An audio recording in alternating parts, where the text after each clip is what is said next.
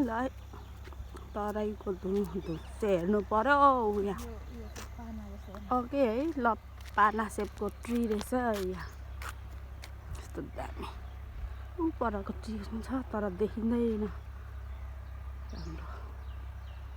यस्तो पो छ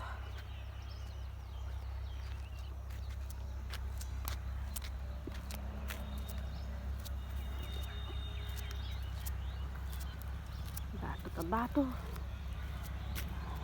केही देखिँदैन रमाइलो हुँदो रहेछ नि त बिहान हिँड्दा है हामी चाहिँ ओछ्यानमै बसिरहेको भएर रमाइलो नभएको रहेछ क्या